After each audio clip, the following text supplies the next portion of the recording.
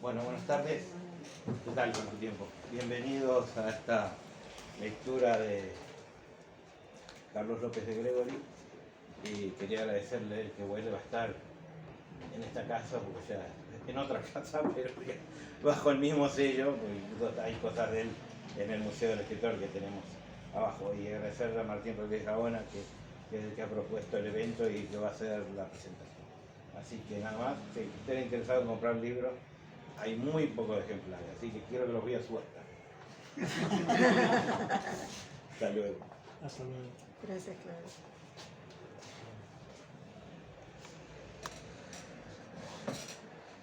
Buenas noches, muchas gracias por estar aquí. Gracias a Claudio y al Centro de Arte Moderno por ser la casa semioficial de la poesía latinoamericana en Madrid. Y para mí es un gusto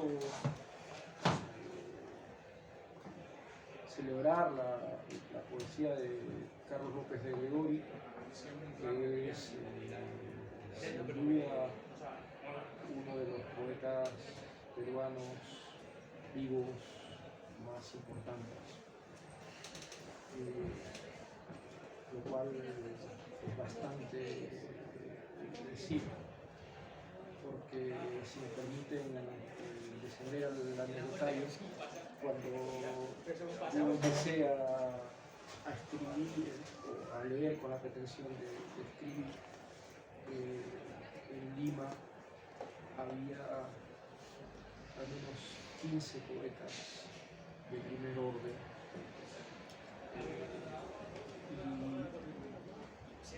y en esa posición imaginaria y de gratitud lectora que estoy mencionando a Carlos, en ese momento estaba Rodolfo Westphalen, Blanca Abel. Entonces Carlos era el más joven, de los más jóvenes de ese momento. El tiempo pasa y ha tenido una particularidad que no era muy común en la poesía peruana, de tener una obra muy sostenida, ¿no? Porque la poesía peruana es muy alta, pero el esquema usualmente eran de 2, 3 libros brillantes y la gente dejaba de escribir porque ya se quedaba atrapada en las responsabilidades de la vida adulta. Entonces Carlos hizo una obra muy distinta, muy pausada, y pautada, y para los que éramos poetas jóvenes en ese momento era un ejemplo, porque veíamos que se podía asumir la poesía con compromiso y con pasión desde otra perspectiva. Entonces esto es un preámbulo, porque Carlos ha cumplido 45 años de poeta. Entonces, 45 años de poeta, más de una docena de libros, ¿ya? Ya van 13. No valen revisión. 13. Entonces, eso a mí me produce cierto vértigo. Entonces no quería confiar en mis dotes de orador a lo Ramón, ¿no? La mano del orador de Ramón, que también es una mano un poco objetual y cercenada, ¿no? que va con este. Entonces he escrito unos apuntes y voy a hacerlos sufrir y escuchar un rato, porque no sea demasiado doloroso. Se ha dicho sobre Carlos López de Gregori, a partir de ahora CLD, como él se menciona en sus poemas. Se ha dicho sobre Carlos López de Gregori que es un poeta insular, raro y único. pero en realidad aquella es una definición aplicable a cualquier otro poeta auténtico o de valía. Además, pronto, tras esta lectura, tendrán a su alcance el peso de aquellos objetivos. Más, ¿en qué consiste dicha supuesta insularidad, esa rareza, esa señalada originalidad? CLD sería, en primera instancia, insular en el contexto de la poesía de su generación, en la que tuvo más visibilidad una propuesta callejera, exentoria y politizada con el grupo Horaceo. Pero eso tampoco quiere decir mucho, sobre todo en España, donde todos los poetas peruanos son insulares, pues responden a otra tradición y a otro contexto, lo que dificulta su percepción. Algo con más desarrollo nos llevaría a sostener que CLD es raro en cuanto a su propuesta, a su peculiar imaginario que mezcla a François Villon, Santa Rosa de Lima, los muertos en la carretera y otros objetos fantasmales como tenedores, trajes y piedras, hasta hacerlos todos parte de un retablo devastado por la peste y el tiempo. Mas tampoco esto sería distintivo, pues el extrañamiento es el fundamento del lenguaje poético, según los formalistas rusos. Entonces, apelando a lo biográfico, destacarían ciertos rasgos de una mitología propia que CLD ha esparcido dentro y fuera del texto. En primer término, una niñez peculiar, marcada por la enfermedad, de la que el poeta en ciernes fuera testigo por la labor de su padre como médico. Pero aunque muchas personas puedan compartir neurosis y obsesiones como la de los números y la de la decadencia del cuerpo, la celebración minuciosa de los años de su edad, esto no los lleva a expresarse de las poesías, y menos a hacerlo con virtuosismo. Entonces llegamos a qué hace único CLD. De nuevo, no se trata de la originalidad por la originalidad o de una voluntad experimentalista muy alejada de su proyecto y sensibilidad. Lo que vuelve distinto a CLD es la forma en la que hace dialogar un sinnúmero de influencias y experiencias muy disímiles.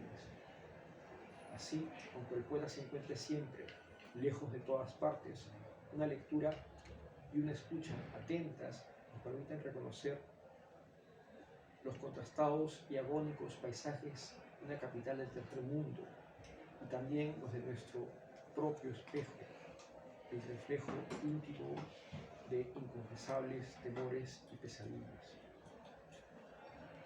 En consecuencia, la poesía de CLD cuenta más que canta, y sus inquietantes relatos trascienden lo simbólico, lo surreal y al propio absurdo. Esto lo libera del desgarro y le otorga una extraña compasión. El pertinaz coleccionista de personajes, paisajes, símbolos y detalles indefectiblemente animados por un aliento extraño y siniestro, en última instancia nos invita a ser más amables y empáticos. Memento mori, recordemos que vamos a morir. La singularidad de CLD es la de practicar una escritura más allá de la autoficción, que elige otro lirismo, velando y desvelando alternativamente la realidad, siempre en contra de lo obvio, oponiéndose férreamente al lugar común y al aburrimiento. Elegir su habilidad para escoger, desarrollar y seguir objetos y símbolos. Con una frialdad quirúrgica, aplicada a algo que no es más que un juego, pero un juego tremendamente serio. La poesía de CLD nos brinda una multifacética y colorida máscara de la nada, para que empecemos a disfrutar desde este mismo instante de la celebración y de la despedida.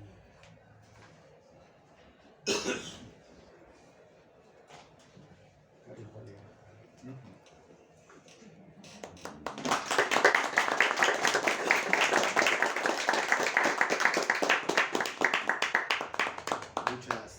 Muchísimas gracias, Claudio, por la hospitalidad en este hermosísimo espacio. Yo conocí el antiguo local, incluso dejé en ese momento una mano. Está en el sótano. Que está en el sótano en este momento, un lugar apropiado para ella quizá. Y bueno, no hay mejor espacio, creo yo, para esta lectura, que es casi una conversación con ustedes que están aquí presentes. Quiero agradecer también las certeras y exactas palabras de Martín, a quien conozco hace muchos años, desde que estaba en la Universidad de Lima, una universidad en la que yo trabajé mucho tiempo, dando cursos de lenguaje fundamentalmente. He pasado mi vida dando al final clases de redacción prácticamente. Y bueno, también cursos de literatura, de introducción a la literatura en una universidad que no tenía la especialidad. Y en este momento ya he dejado la docencia y bueno, estoy dedicado a pagar una serie de lecturas que tengo pendientes. Estoy con varias novelas, por ejemplo, del siglo XIX, que al fin debo leer antes de que el tiempo se termine. Voy a leer algunos poemas. No va a ser una lectura cronológica, no va a ser una lectura lineal. Y primero quiero leer dos fragmentos de mi último libro. Mi último libro, que viene en una caja, han salido solo 250 ejemplares. Es un libro que se llama Variaciones Victoria. Y es un libro que dialoga con las variaciones Goldberg de Bach. Por eso son variaciones, que son en realidad 32. Yo le añadí una más porque a mí siempre me han gustado los números impares y en todos mis libros siempre he tenido un número impar de textos, un número impar de poemas, ¿no? Es un libro que viene en una caja que casi es un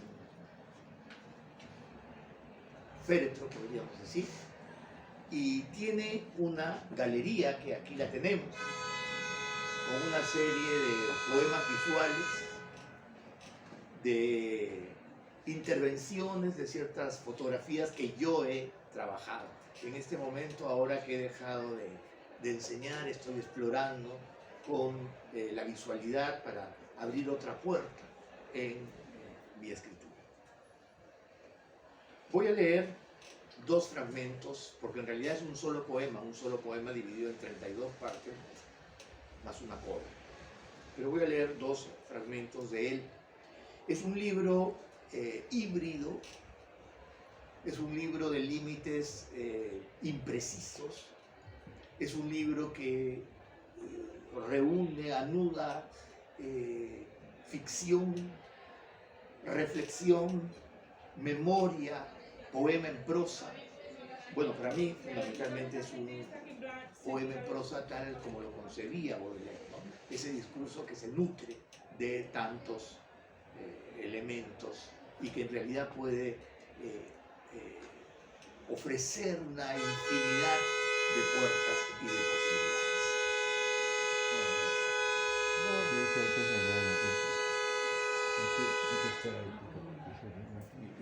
Bueno, voy a comenzar con... Que cierren la puerta. Yo creo que pero la puerta no la va a trabar el... Cerrar la puerta. Pero el lugar se va a sentir porque está fuerte. Cerrar la puerta.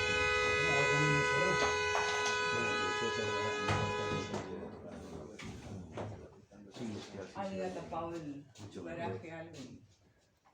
El primer fragmento que voy a leer es el número 13 y lo he elegido porque dialoga este fragmento con un poeta español que obviamente ustedes van a identificar.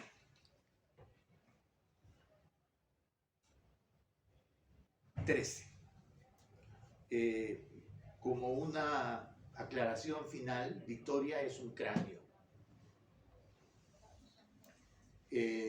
Yo en algún momento tuve una vocación médica, Mi padre fue médico y todos los médicos de su generación tenían cráneos.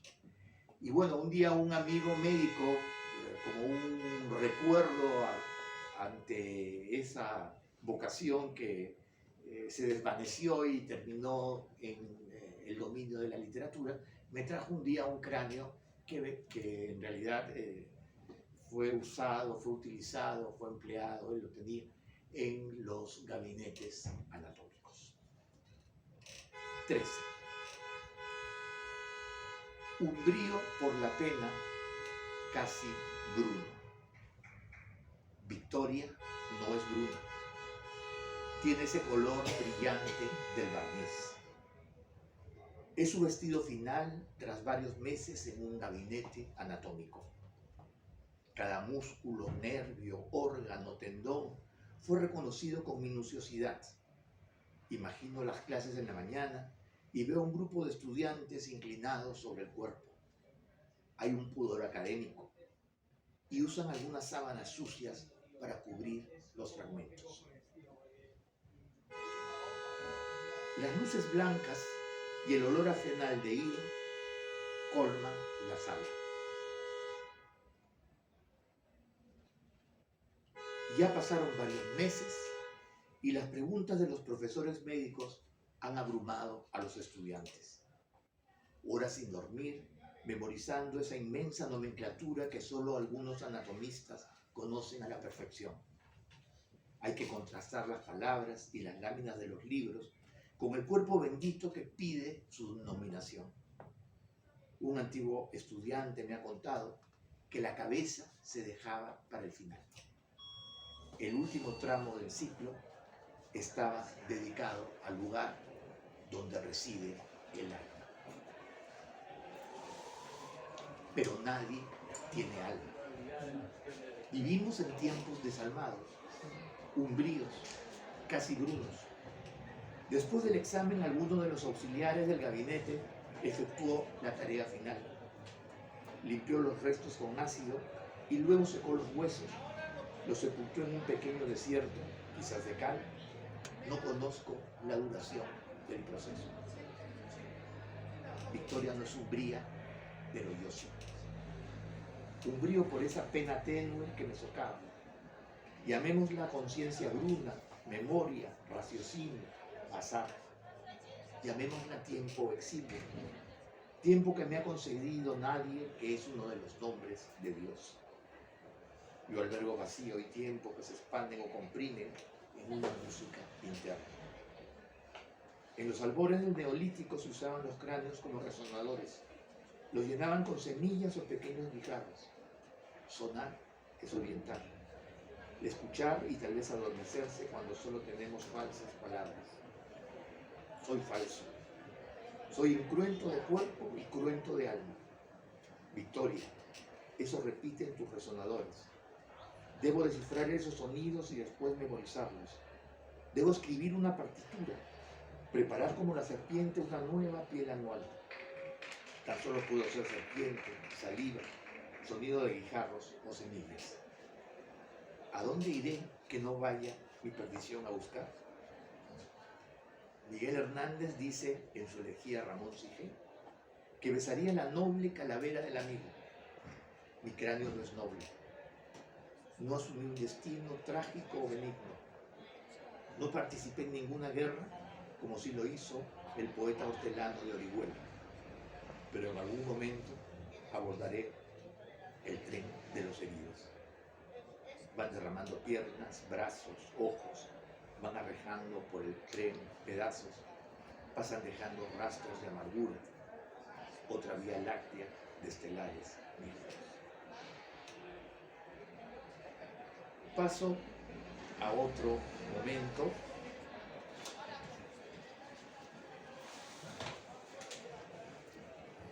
Y leo un texto. Martín se refería a esa infancia que en realidad la viví al lado de sanatorios y hospitales. Mi padre era médico, estuvo encargado de un sanatorio infantil, él era tisiólogo y veía niños tuberculosos en los años 50. Y yo vivía al lado del sanatorio infantil de Coyique, que ahora es un hospital general. Y obviamente uno de los lugares prohibidos que yo, a los que no podía acceder, a los que no podía acercarme, era el sanatorio, ¿no? Pero uno de mis recuerdos, no sé cuánto tenga de invención, es una incursión en ese lugar. Yo entro y veo a una serie de niños que me están observando, ¿no? Inmediatamente me saca. Voy a leer un poema que se llama Patografías. Está en un libro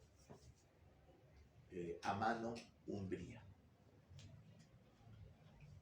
Los poemas son bacilos que observas a través del microscopio.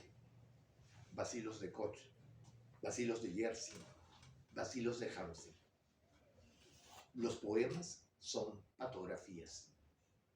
Una patografía madura cuando resta. Por eso, no seas testimonial, no seas conceptual, no seas lírico, no seas confesional. Los poemas son vectores de patografías. Son bosques crismados en los pulmones, ríos en las circunvoluciones del cerebro. Las patografías son corporales y emocionales. Desprenden burbujas de sangre y filamentos aposicionados. Las patografías necesitan cánulas, escalpelos, pulmones de acero, tijeras de Metzen, de Cooper, de Mayo. Las patografías son ratas blancas experimentales. Cuando un poema es patografía, se vuelve incisión en el tiempo, un plazo de vida. Los poemas patográficos son largas vendas de amor maculado, médicos y enfermos transparentes. Una patografía infecta, extiende bugas, secreciones, esputo, estrellas. Una patografía cura. Una patografía es milagrosa, aunque sea insignificante. Un poema patográfico va siempre más adelante que el autor. Descubre la enfermedad más genuina que atesora, esa que él mismo no conoce o no ha percibido. Las patografías quedan en suspensión y se regocijan en su enfermedad hasta volverse mis poemas. Mis poemas cuidan sus vacilos, la música de las enfermedades. Mis poemas nacen de una reproducción siamesa, maduran, enferman, mueren. Mis poemas son organismos colmados de vacilos. Mis poemas son hermafroditas y se fecundan a sí mismos. Mis poemas engendran hijos patográficos que serán algún día médicos y enfermos. Mis poemas inventan al lector que los merezca.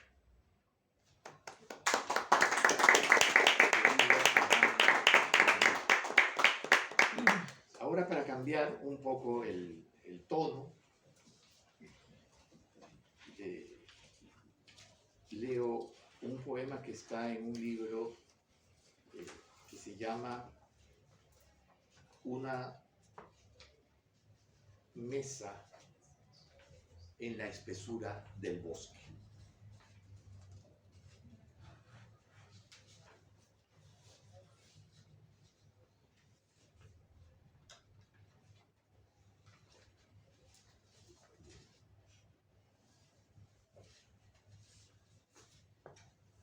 Este poema breve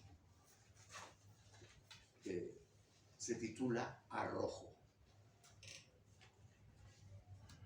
En mi escritorio hay una piedra que me mira con su único ojo, completamente solo. Un día dejó su naturaleza y por una razón inhumana se detuvo conmigo. Vuelvo de trabajar, de comer o de dormir y alargo la mano para reconocerla. Allí está la piedra, enamorada en la disposición que tiene para mí, porque la disposición de una piedra es su arrojo, y su arrojo es ser un animal salido del mundo. Tomo la piedra y la estrello en los cristales, abiertos al frío resplandor de la mañana. Salto y mientras caigo me pregunto quién tocará primero el suelo.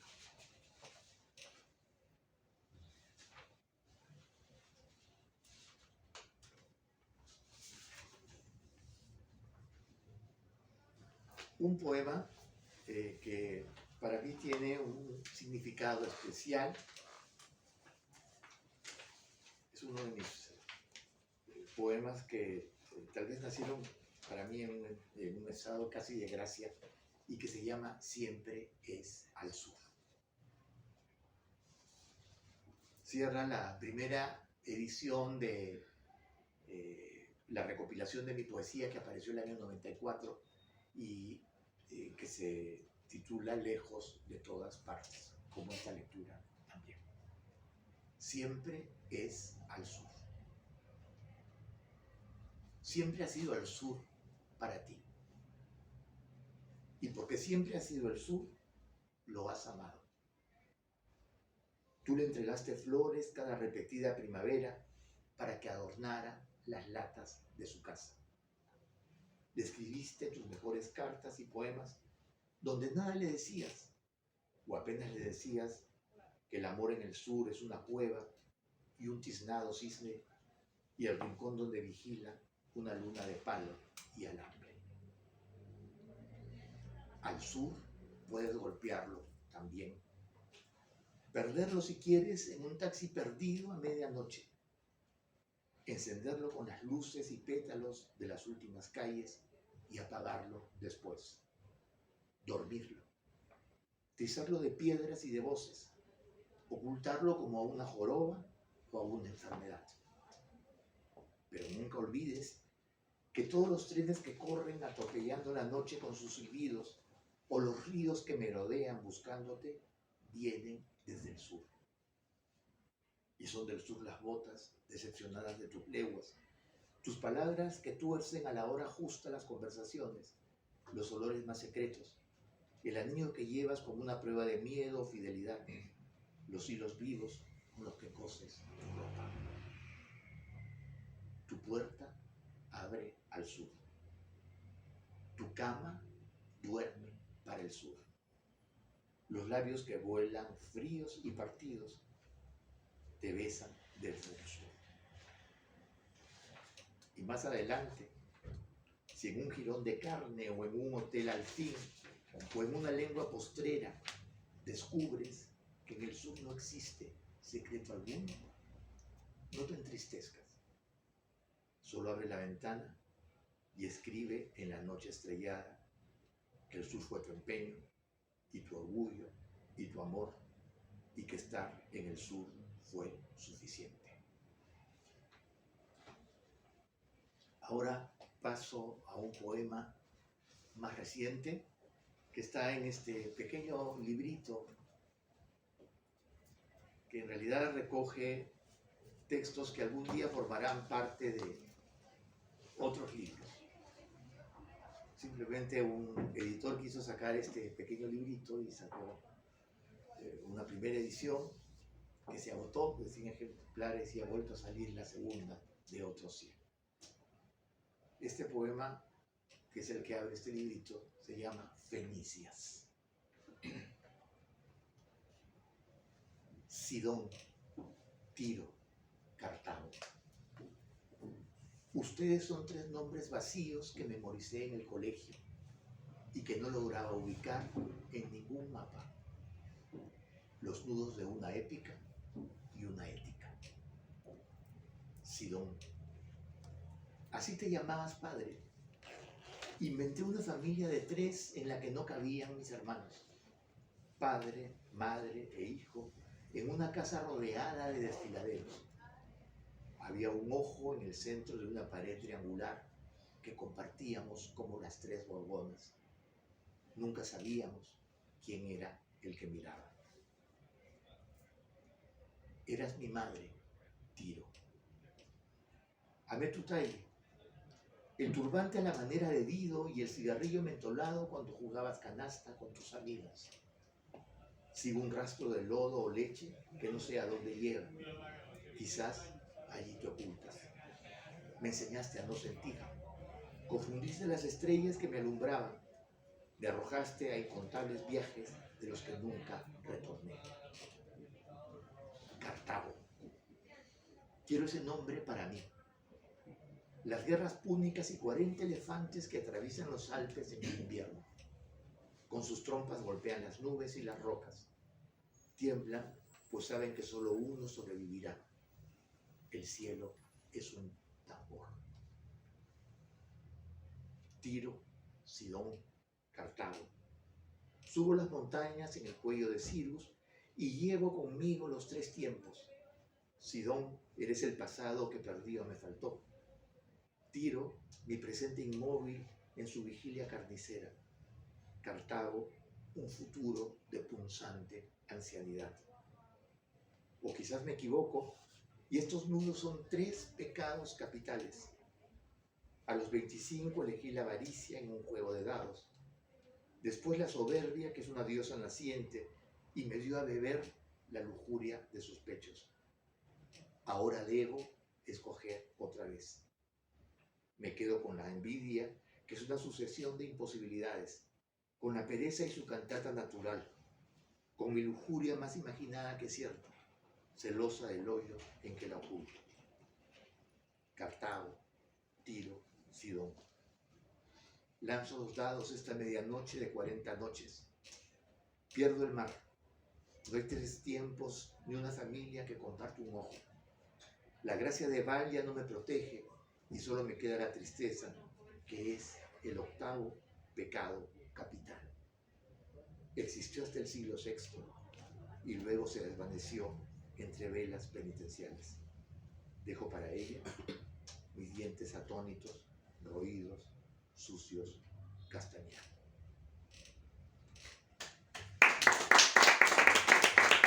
Ahora, leo 2 más y con eso cerramos la lectura. Un poema que también tiene una gracia especial para mí. ¿Dónde está? Se me extravían.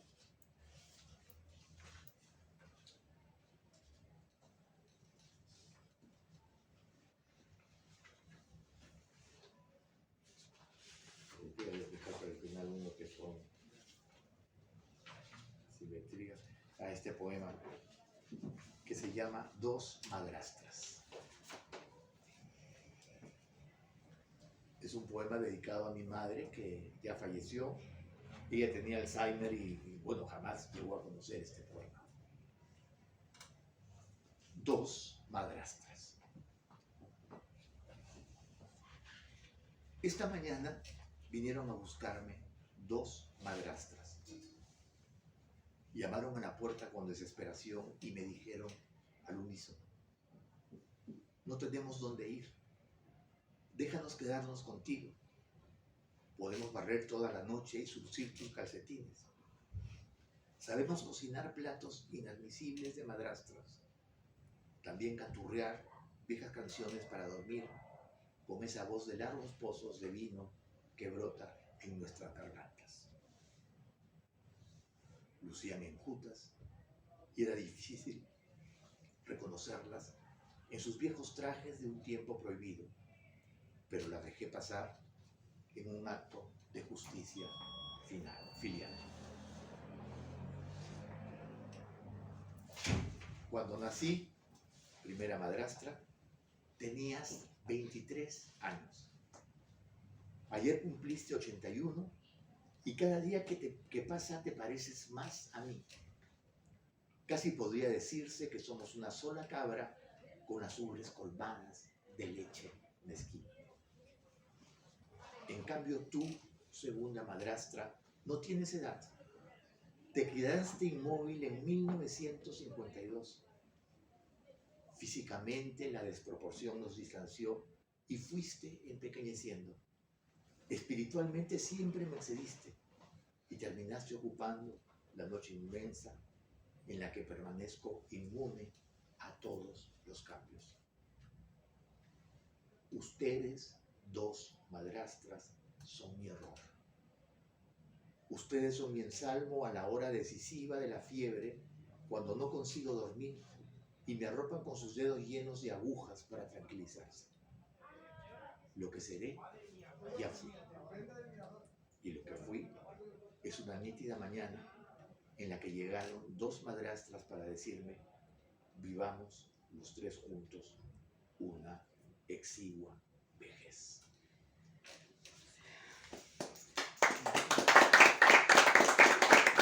Y voy a terminar con un poema que está en el mismo libro, un poema que se llama Asimetrías.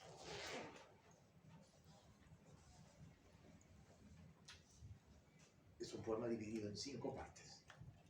1. En la calle empezó a seguirme un eco. Era oscuro y Carlos, Carlos, Carlos repetía como si se tratara de un disparo. ¿Tú me dijiste?, preguntó. Yo nunca había visto un eco. Era hermoso con sus ojos desmesurados de pozo o espejo y su garganta descendiendo por un desfiladero. Crecía y disminuía y saltaba de una pared a otra como una cabeza de mercurio. Porque si es así, así, así, tendré que amarte, amarte, amarte y regresar siempre a ti. No quiero que me ames, contesté. Nunca me busques. Nada le preguntes a la voz de mis pensamientos. Bástate tú. Salta, ahógate, repítete. 2. Un eco es un erizo que solo dice erizo, erizo, erizo, como si fuera la única palabra de amor. Un eco escarba túneles buscándote en un jardín nupcial, no. En un jardín de miedo, no. En un jardín de sueño. 3. Una noche vino un eco a acostarse en mi cama. Era helado y hacía crujir sus dientes. Ámame, ámame, ámame, reclamó. Entonces lo acaricié y comprendí que para un eco el amor es el lugar en el que desearía quedarse. Daría todo por besarlo con sus labios transparentes y hambrientos, por arañar su pared con sus uñas metálicas, como si fuera una espalda. Pero siempre hay una desproporción entre un eco y su destino, y cuando llega, tiene ya que regresar. Por eso un eco solo puede ser promesa, inminencia, desborde, inquietud. Es la pura anticipación del silencio que florecerá cuando se haya perdido. 4. Comí un eco de carne. Yo lo masticaba, masticaba, masticaba, como si fuera de vidrio o de aire o de ciegos ruiseñores. Gritaba y manchaba el mantel, torcía los cubiertos y los llenaba de ruido, pero yo no lo escuchaba. Después bebí vino y dormí por 3 días. 5. Corté un eco en 2. Era hueco y contenía 7 hirientes, nibios, turbios, dulces, milagrosos, erizos, solos, ecos. Brillaban sus cabezas encendidas y una a una las fui soplando hasta apagarlas.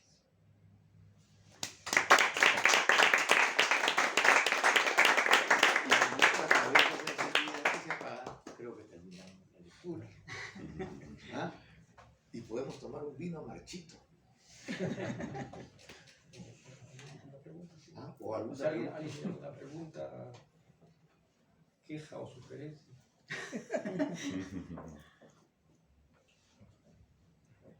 Una curiosidad, cuando dejaste aquí la mano, es por el poema aquel que tienes de que hay una mano que te guardas y que coges. Sí, bueno, en cierta forma, esa mano, que en realidad es una silueta que dibujé de mi mano, y luego, digamos, le añadimos algunas cositas, está en un libro que se llama A Mano Umbría, ¿no? Y que es mi mano izquierda y que de alguna manera representa también la escritura. Uno siempre escribe con otra mano, ¿no? Y creo que ella de alguna manera representa ese trabajo de más de 45 años. Yo en realidad empecé a escribir desde que estaba en el último año de colegio. Una crisis personal me llevó a la poesía y desde ese momento empecé a escribir. Y bueno, ahora que he dejado de trabajar y de enseñar, estoy escribiendo nuevamente, ¿no? Ahora, uno siempre escribe por etapas, ¿no? Poesía solo escribe uno, digamos, en ciertos ciclos, en ciertos momentos, ¿no? Y bueno, sí, es mi mano que siempre escribe, es una mano desconocida, siempre es la otra mano. Ni la derecha ni la izquierda, sino la otra mano que se ha visto escribir.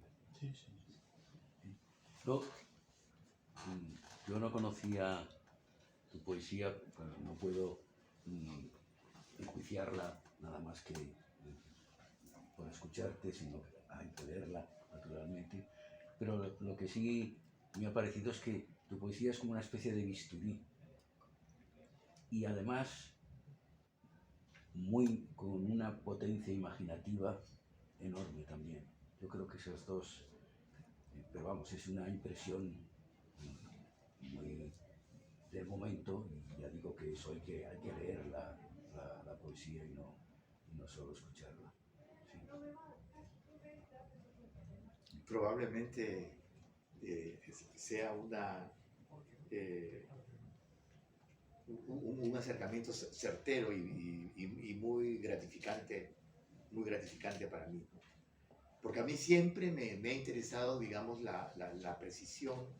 Yo formo parte o empecé a escribir en una generación en la poesía peruana que es la generación del 70, que a veces practicaba una poesía un poco desalineada, una poesía de los ruidos de la calle, una poesía situada, una poesía tumultuosa, ¿no? Y mi poesía siempre fue por otro camino. Incluso en ese momento me calificaban un poco de insular.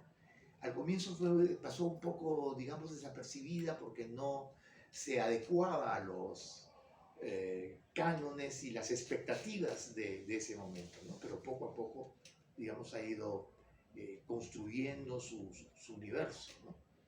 Además, yo siento que he escrito a lo largo de toda mi vida un solo libro que se llama Lejos de todas partes, ¿no? Y siempre me ha interesado, digamos, el trabajo, de todas maneras, con el lenguaje. No a nivel neobarroco, a nivel de la pura experimentación, aunque tengo poemas que de alguna manera sí lo hacen, ¿no? Pero sí el laboratorio, la precisión, el tomar las palabras y llevarlo a otro lugar. No sé si es muy pertinente. Yo en principio tendría más curiosidad por las anécdotas o experiencias que esa tercera mano me pudiera ofrecer, pero siento bastante curiosidad por esa crisis de la que has hablado, que no sé si es compartible, pero como estamos en una intimidad así bastante estrecha, por lo menos espacialmente, no sé si, bueno, es una curiosidad que... No, fue una crisis común y corriente adolescente la que me llevó a la poesía. Yo viví mucho tiempo en un lugar que no era Lima. Yo soy limeño, pero viví una buena cantidad de años y estudié prácticamente toda mi educación escolar en un colegio en Arequipa, una ciudad allí en el Perú. Y en quinto de media yo empecé el colegio con jesuitas, ¿no? Yo tengo una formación jesuita. Jesuita a nivel de que, digamos, he estado en colegios jesuitas, ¿no? Y cuando cuando yo llegaba al último año de secundaria, quinto de media, mi padre regresó a Lima bueno, a continuar con su trabajo allí. Y yo entré al colegio que era la Inmaculada, que es el colegio jesuita en Lima, en el que había empezado mi educación, el último año de colegio. En esa época era un colegio solo de varones, ahora ya cambiaron todos los colegios y son mixtos, pero un colegio solo de varones, y era un colegio en el que ya estaban todos los grupos, los círculos organizados, formados. Entonces yo llegué al colegio y en esa época todavía no existía la palabra bullying, ¿no? Pero sí existía, digamos, la tortura permanente, ¿no? De los otros alumnos, ¿no? Indudablemente para uno salvarse tenía que pelearse con el más fuerte, ¿no? Que te pegara, que te sacara sangre, pero una vez que ya mostraba su superioridad te dejaban en paz. Y lo único que sucedió fue que pasé hambre durante todo el año porque se robaban todos los días la lonchera, ¿no? Entonces prácticamente no almorcé durante todo el año. Entonces en ese momento, además, digamos, también una crisis afectiva de adolescencia que había dejado una primera enamorada, una cosa así en el equipo, me refugié en la poesía y empecé a escribir poesía. Poemas muy malos, poemas que fundamentalmente procesaban ese desajuste y poemas que yo los trabajaba secretamente, ¿no? Porque además de ser una poesía muy mala, digamos, escribir poesía era poco varonil, ¿no? Es poco varonil, digamos, en un universo de la naturaleza, ¿no? Entonces, era mi actividad secreta. Yo llenaba cuadernos. En esa época imitaba a Vallejo e imitaba a Baudelaire. Los imitaba prácticamente. Y bueno, allí empecé a escribir. Y yo tenía la intención de estudiar medicina. Me presenté a la universidad para estudiar medicina. Jamás le había enseñado un poema a nadie, jamás había visto a nadie un texto. Pero cuando entré a la universidad, a San Marcos, que en esa época habían puesto, digamos, una especie de estudios generales, un ciclo de cultura general, en el año de 1970, es hace muchísimo tiempo, bueno, conocí a otras personas que también tenían intereses literarios, intereses poéticos. Encontré mis primeros lectores. Empecé a matricularme, había muchos cursos selectivos, y me matriculé en un curso de cine, en un curso de poesía, en un curso de literatura, y poco a poco me di cuenta que no, que mi camino iba por otro lado y terminé estudiando literatura. Entonces esa fue la crisis personal, una crisis niña, una crisis común y corriente de la adolescencia, pero fue la que me abrió, digamos, la poesía para mí, ¿no? No sé qué tal médico habría sido, ¿no? No lo sé. Incluso cuando estaba en el colegio, pues yo me preparaba todo para estudiar. Yo pensaba hasta ser psiquiatra en algún momento, digamos, pero no, mi camino iba por otro lado, ¿no? Incluso en algún momento, en esa época, en los años 70, estuve un tiempo también dudando en si pasaba a literatura o a ciencias sociales, porque también tenía, digamos, una serie de ficciones arqueológicas, ¿no? ¿Te puedo pedir que leas un poema así que no traías de alguna manera en tu carpeta? No sé si nos importa, es un poema breve, pero De la boca y el oído. Sí, puedo leerlo, ¿no? De la boca y el oído. Este poema no estaba en la primera edición de Los Desvanecidos, en la segunda sí. De la boca y el oído. Una boca, un oído, en los peñascos de una isla sin nombre. Un ruido que brota de un horno, de una grieta golpeada por las olas, o de boca de sirena, de oído de marino. Pero ¿quién acecha a quién? ¿Quién reclama? ¿Quién necesita el canto? la escucha. O de zambullidas nocturnas en busca de torbellinos, cantáridas, y la desesperación del viejo buzo que no espera nada de los mitos, pero reclama una hora más de fascinación. O de próximas abejas a las que les roba cera para anular el llamado de las profundidades. Chillidos de monstruas en rocas, alboroto eléctrico de criaturas huidizas nadando contigo en piscinas interminables, largos. Siluetas en el vaso de agua que dejas en tu mesa de noche para entender la sed nocturna. Murmullos en los charcos, en el viento salado, en los filos de luz. Ayer hallé una hierba pequeña brotando de la O de acero de una alcantarilla. Pensé que era una sirena venida de las profundidades. La arranqué, la puse en mi oído y me tendí homérico en el parque, cerca de un árbol mástil, para guardar a mi último amor. De su boca salía un fango musical. La tarde era la última orilla. La última orilla es un robo, una novela de francés de Houellebecq. Pero bueno, funciona en el poema y creo que remata muy bien este pequeño poema, que no sé por qué lo elegiste, sí. Me estaba gustando mucho y he pensado que... Carlos, mencionaste los cursos de cine, los que te inscribiste en el inicio universitario. Me preguntaba qué lugar han ocupado en la construcción de tu obra otras artes, como el cine, la música, la pintura. ¿Han sido una influencia o...? Bueno, yo sin duda creo que ha sido una influencia decisiva, ¿no? Mi profesor del curso de cine en ese momento, que nos hizo, digamos, a los alumnos en ese instante de muchas películas, fue Pablo Guevara.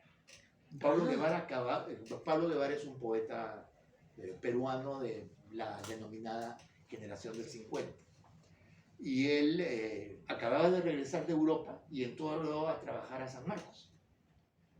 Y él daba cursos de literatura y un taller de literatura en ese momento. No, después ya fue profesor. Sí. No, después ya durante muchos años fue profesor de poesía, ¿no? Pero ahí empezaba en ese momento. Él regresaba de Europa, de Suecia, donde había estado un tiempo, y daba esos cursos, ¿no? Incluso uno de los fragmentos de Variaciones Victoria es una recreación de la primera escena de Las Fresas Salvajes, donde el profesor Borg inicia su viaje porque acaba de jubilarse y va a recibir en una ceremonia, un homenaje, ¿no? En la universidad donde ha enseñado toda su vida. Pero sí, el cine, lo visual, por ejemplo, creo que mi poesía es muy visual.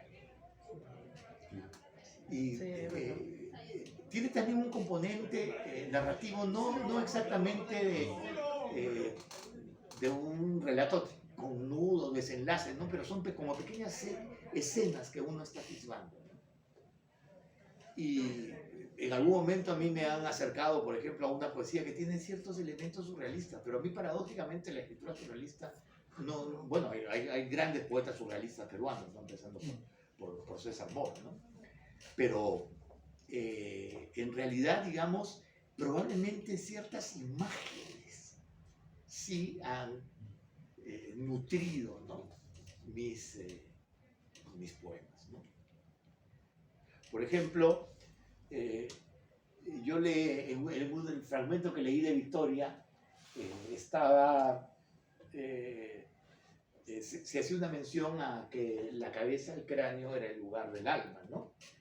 Y aquí casualmente hay un poema visual que está jugando con esa idea, ¿no? Que yo lo hice con una antigua máquina de escribir que todavía sobrevive, tuve que buscar a alguien que la reparara, y usé una de las láminas de Vesalio, ¿no? Obviamente una reproducción, escribí y es uno de los poemas visuales que está aquí, ¿no? Y que va jugando con la idea del lugar del alma, el lugar del alma, el lugar del alma.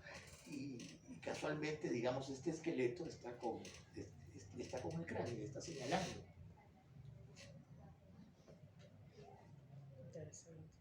Y bueno, lo visual cada vez me interesa más.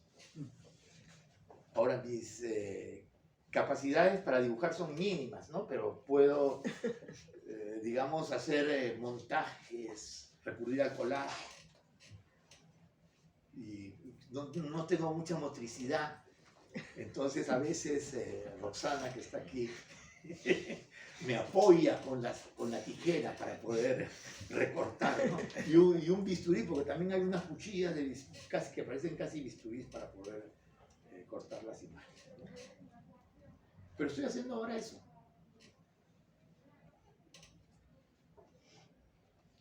Esta es Victoria, por ejemplo. Esta es una foto de Victoria. Yo tengo Victoria, la tengo en mi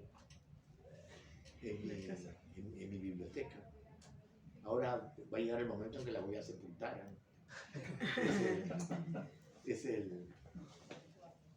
Ya Victoria ha adquirido vida. Cuando ha salido este libro, que ha tenido, digamos, bastante fortuna a nivel de recepción y de interés que ha despertado en lectores, ha adquirido vida. Yo la veo de manera diferente, distinta a Victoria.